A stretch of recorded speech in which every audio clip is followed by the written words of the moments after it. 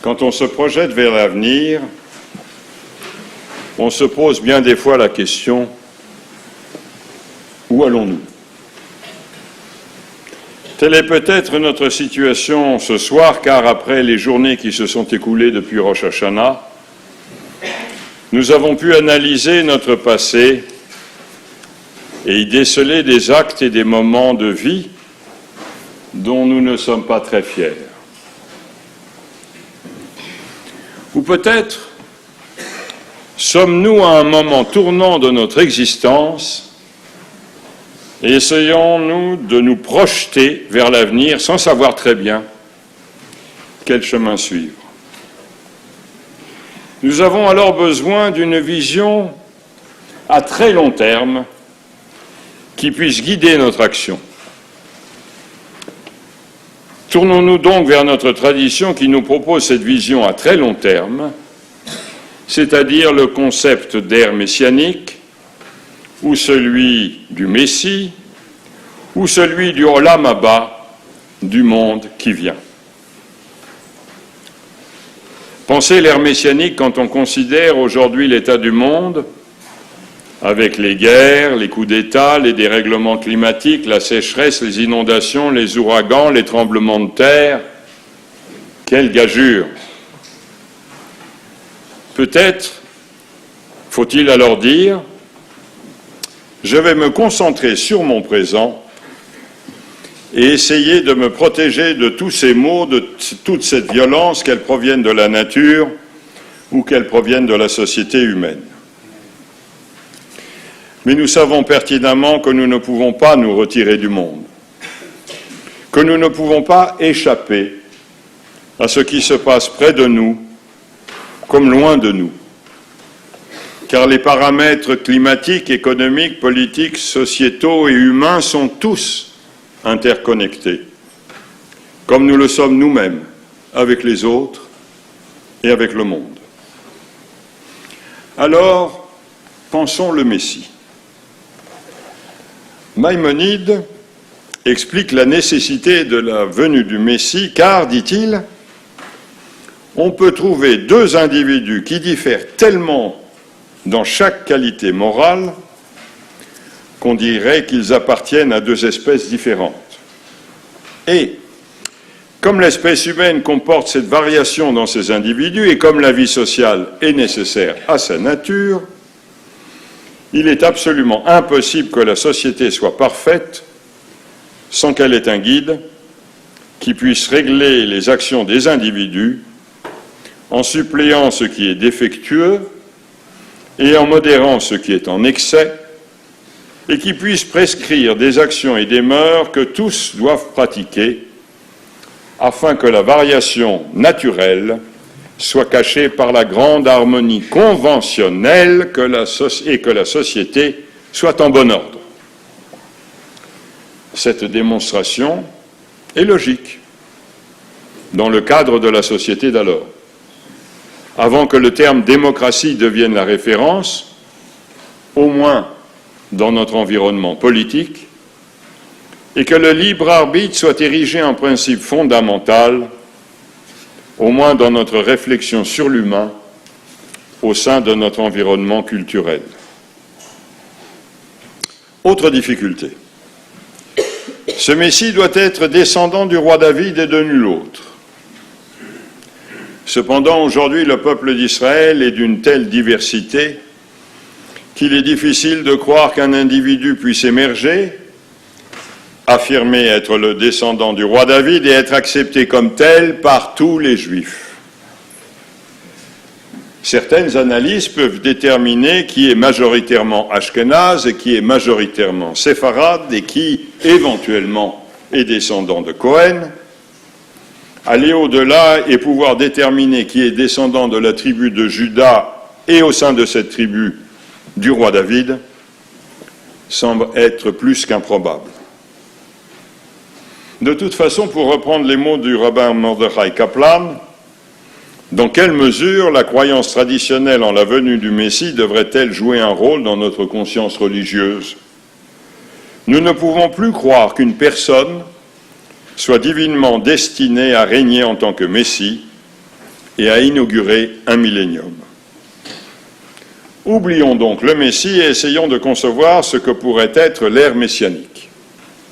Et reprenons Maïmonide qui affirme qu'en cette époque, le temple sera rétabli, les dispersés d'Israël rassemblés et toutes les lois de la Torah seront rétablies. Les sacrifices seront de nouveau offerts, l'année sabbatique et le jubilé seront observés selon les prescriptions de la Torah. À notre époque, telle n'est pas la vision que nous pouvons avoir. Là aussi, notre tradition nous aide car d'autres textes décrivent cette ère messianique comme une époque où, pour reprendre les termes du prophète Isaïe, le loup habitera avec l'agneau. Cette ère sera une ère de paix où les antagonismes auront disparu. À ce propos, Maïmonide, toujours lui, précise, à cette époque, il n'y aura plus ni famine, ni guerre, ni jalousie, ni rivalité, car les bienfaits seront distribués en abondance et les délices trouvées comme la poussière. Le monde entier ne s'occupera que de la seule connaissance de Dieu. C'est pourquoi les Juifs seront tous de grands sages, connaissant les choses sacrées, comprenant l'intention de leur Créateur selon ce que peut en saisir l'homme, ainsi qu'il est dit, car la terre sera remplie de la connaissance de Dieu comme l'eau recouvre les océans. Et il ajoute que personne ne pense que dans ces jours des innovations seront introduites dans la création. Le monde continuera son cours habituel, et les paroles d'Isaïe, le loup habitera avec l'agneau et la panthère se couchera auprès du chevreau, sont une parabole et une allégorie qui signifie qu'Israël habitera en sécurité. Et tous les passages similaires de l'Écriture traitant du Messie doivent de même être regardés comme des allégories. Ces allégories nous disent que les violences cesseront, qu'une harmonie pourra régner au sein de la société humaine et que cette période sera une ère de prospérité, de sérénité et de paix. Pendant cette période, le peuple d'Israël sera-t-il composé de grands sages? Et de ce fait, sera-t-il au-dessus de tous les autres peuples? Encore une allégorie que l'on peut comprendre, car depuis que notre peuple existe, il a été l'objet de rejet et de violence. Et que l'on ait été riche ou que l'on ait été pauvre, que l'on ait vécu dans un pays ou dans un autre, à un moment ou à un autre, l'antisémitisme nous a atteints.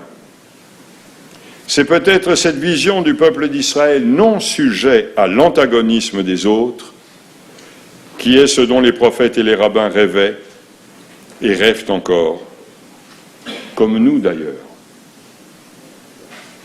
Au sujet de la société, Maïmonide précise qu'en ces temps-là, il n'y aura ni famine, ni guerre, ni jalousie, ni discorde, car la terre sera dans l'abondance, c'est-à-dire qu'il n'y aura plus de tension interne, ni d'antagonisme. Chacun aura sa part, et une part qui lui conviendra.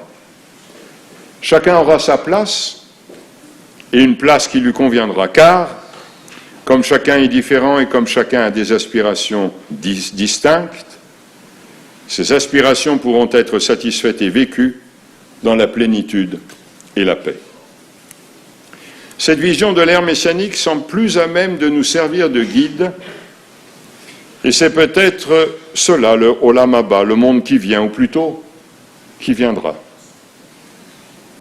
Ce monde sera-t-il, comme décrit par Nachmanide, un monde durable créé pour que les humains soient ressuscités corps et âme? Le corps physique existera, mais dans un état transformé et spiritualisé. L'existence du corps sera alors comme celle de l'âme, et cette âme sera élevée à un degré de perception encore plus grand qu'auparavant, et l'existence de tous durera pour toujours et à jamais. Ou ce monde sera-t-il, comme l'affirme un rabbin du Talmud qui le décrivait ainsi, le monde à venir ne sera pas comme ce monde.